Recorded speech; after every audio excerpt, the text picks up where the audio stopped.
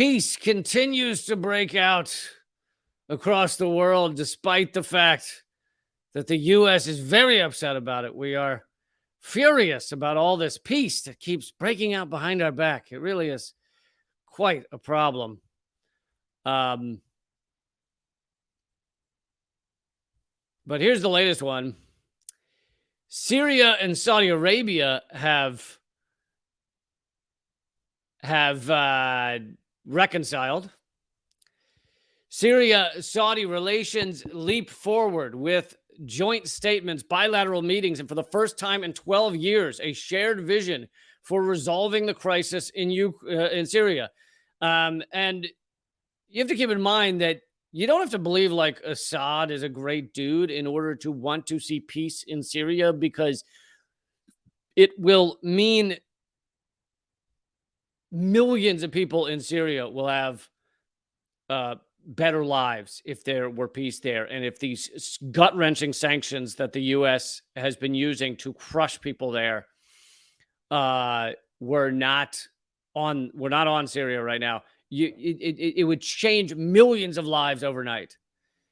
And if you, just because you're like, well, Assad's bad, so I want every little child and infirmed and elderly person in Syria to suffer, then you gotta rethink that policy.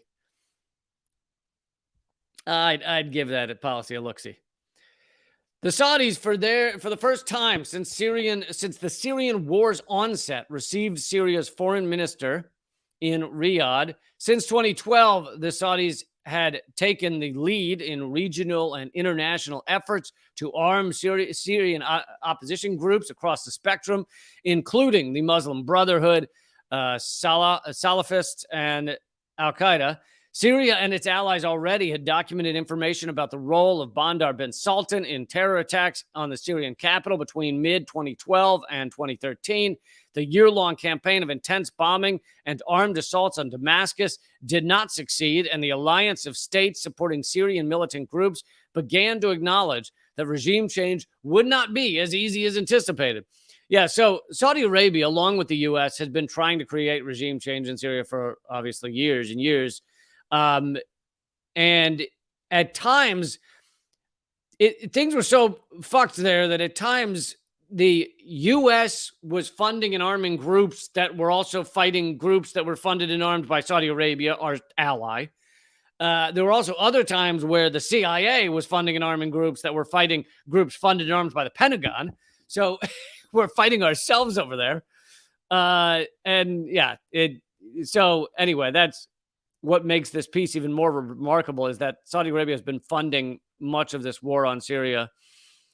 The Saudi involvement in the north was revealed by then U.S. President Donald Trump in 2018 when he explicitly stated that Saudi Arabia was interested in his decision to withdraw U.S. forces from Syria, a decision he later abandoned, and that it must pay for the continuation of the occupation, which it did. So Donald Trump somehow got Saudi Arabia to pay more to continue the assault on Syria, which if that were the only reason the U.S. was doing it, that just makes us paid mercenaries. It just makes the U.S. empire, hey, you pay us some money and we'll destroy whatever country you want. Of course, there's other reasons the U.S. is doing it as well. But to me, the most important aspect of this article is that this is more peace happening behind the back of the U.S. The U.S. is furious that peace has broken out between Saudi Arabia and Iran, between Saudi Arabia and Syria. The war in Yemen is coming to an end. All of this has been facilitated by China, which means you also have a good relationship between Saudi Arabia and China and Syria and Iran. All of this, the U.S. has been working on a divide and conquer system for years in order to continue the U.S. empire and the power of the petrodollar. And all this peace breaking out is just terrible. We're furious. This peace keeps breaking out. And I'm going to give you another example right now.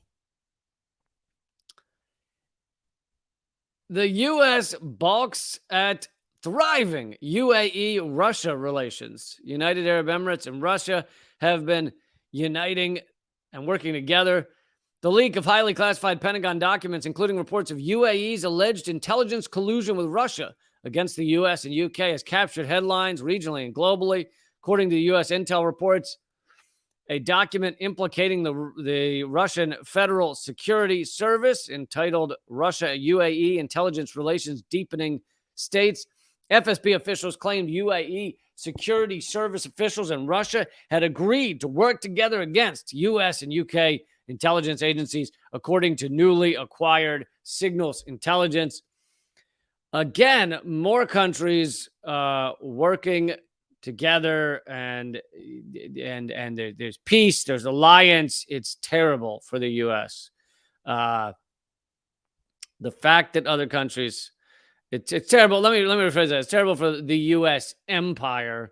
It's not terrible for Americans, because the truth is that if our politicians and our so-called leaders were to care less about destroying other countries and focus all that time, energy, and money towards U.S. citizens, then you'd have a lot of people doing far better.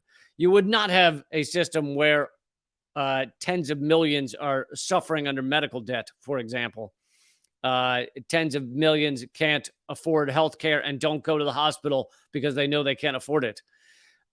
So this is terrible for the U.S. empire and the power of the petrodollar, that all this peace, God damn it, peace just keeps breaking out. And you might get reports from mainstream media on some of this stuff, but they're not going to admit that peace is bad for the U.S.